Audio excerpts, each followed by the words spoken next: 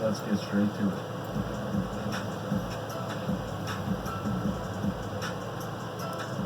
With season 8 in the distance, I want to prepare you to dominate this next season feeling very slow. There are 3 vital tips that go hand in hand on making you and will improve player overall. Without wasting too much time, let's get right into the first tip I have, which is shot selection. Your first engagement in a fight, whether it's a fair squad versus squad or even a third-party attempt, will have a drastic effect on how the rest of the gunfight will go.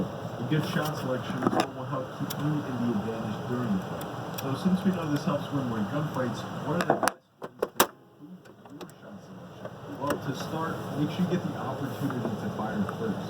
When you have the first chance to pull the trigger, even for the most minuscule time ever, it will still have a big impact. Now, of course, a consistent shot to follow up is quite beneficial, but being the first to fire is the first step in improving. Alongside this is throwing your next move after your first bullet exchange.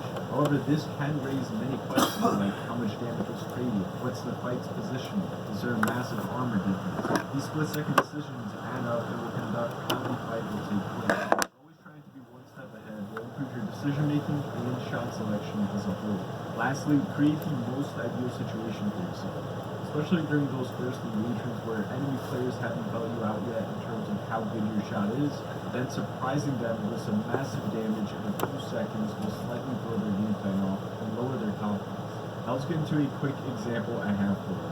Alright guys, we're hopping into the first example with shot selection. Just came off of a squad fight, we cleaned up, and then we got third party. Me and Sweat were up for a few seconds. They started aping us. Everything went downhill.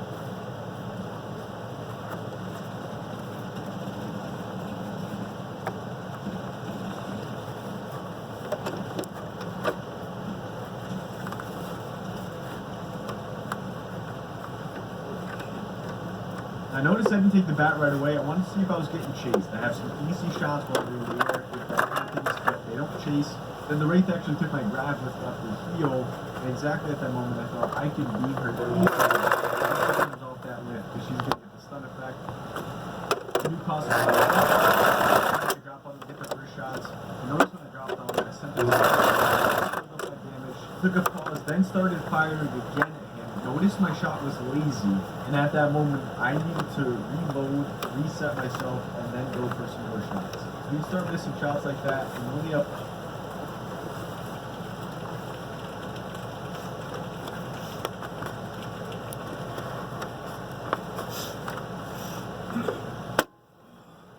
So today we're going to bring you guys up with settings. So pretty much I'm going to be using these settings for the remainder of season 8. If I end up changing anything, of course, I'm going to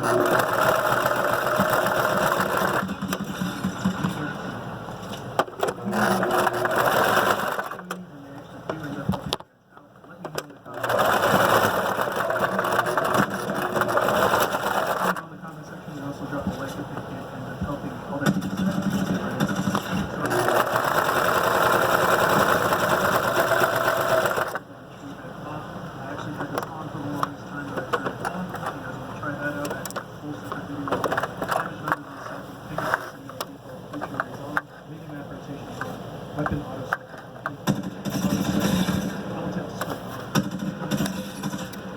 taking damage closest death cost pop-up disable usage sharing, enable cross-platform play, enable performance displays on what the device I have disabled. This does, I've explained this a million times, it feels like. Basically, it's just, what I use it for is I use it because it turns my red dot to a yellow dot, which I really think is great. My red dot more on my screen to my eye, I don't know. To a lot of you guys, it might not, but I like it. I'm not actually colorblind in real life, so I just use it because, like I said, I like the yellow dot. You guys can see the squares changing color. Subtitles off. Subtitle size is normal, even though I have it off, I guess it's just default.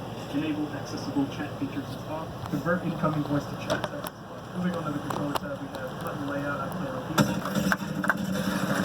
2 pedals on the back for me. It goes up to 4, but I only use 2. Basically, it allows me to wall jump and crouch spam pretty much whenever I feel like it without taking off my fingers from the sticks or fingers from the buttons at the top because they're on the back. For those of you that are curious about scouts, I highly recommend one. They are pretty expensive though, and they take a lot of time to build, especially during the COVID thing going on. They're just taking forever to come out now. But an alternative to crouch spam thing anyway, crouch spam really effectively, I would recommend playing on Button Puncher. This pretty much allows you to crouch spam really, really good with the right stick by holding it down instead of punching with it. So that's what Button Puncher does for you. I know a lot of people that play with this and they play claw so they don't have to buy stuff or anything like that. Like me. I don't like playing claw.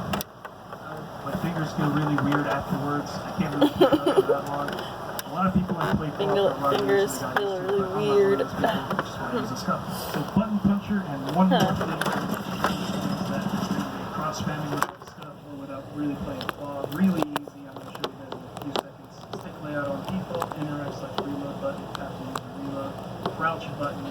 I have it on toggle, but if you guys want to use the Button Puncher layout, It's hard recording and sewing at the same time. It really makes it easier, makes a world of a difference, especially when I was testing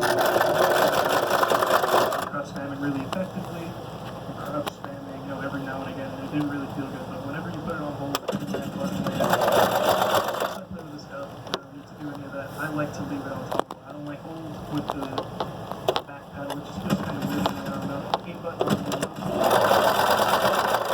Basically what that means is that whenever I press pretty much like as soon as I push down on it slightly, it just I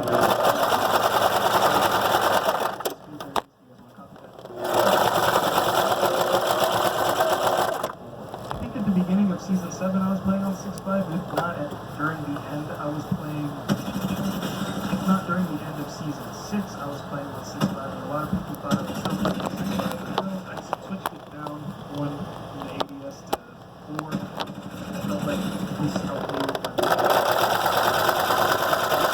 if I'm aiming it outside close range, because when you play lower sensitivity, your auto aim just tends to skip more to people since you're already moving pretty slow. But anyways, yeah, 6.4 is what I play on now, not 6.5. I know a lot of you guys were asking me that. Per optic setting, I have it off, but if I turn it on, here it is. I'm pretty sure it's just like default. Everything's on 4, 5, 5, 5, 5, as you see. But I know those small movement dead zone small as well. Inverted look off, vibration off. Advanced look control. Too much with it. I still really want to get down on a really twitchy, like almost no dead zone feeling, but I really can't seem to nail it. So for now, this is what I have. I don't ever use this in clubs. I've only ever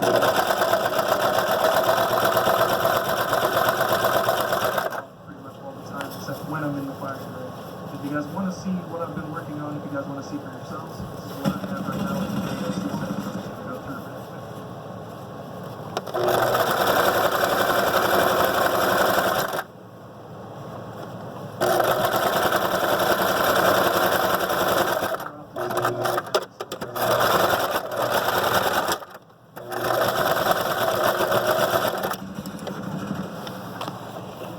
Video, the brightness is right there. Field of view on 110. A lot of you guys have actually told me in the past how much you didn't notice how big of a difference 110 FOV can be when you go from 70 the default FOV to 110. I promise you that if you guys have ever tried this, world of difference. Sprint view shake on minimum, master volume minimum, battle volume 70, music volume 0, body music volume 0, voice chat, convert incoming voice to text. There you guys go. Those are my season 8 settings. This is pretty much what I'm going to be using, like I said, beginning throughout the entire season. Unless I change something up, I'm going to make an updated one, which I don't think I'm going to because I really like what my settings are right now. Unless I really want to mix something up, like I said, I'll update you guys with the next video. Because it's tactical. While getting shot at by 5 million people.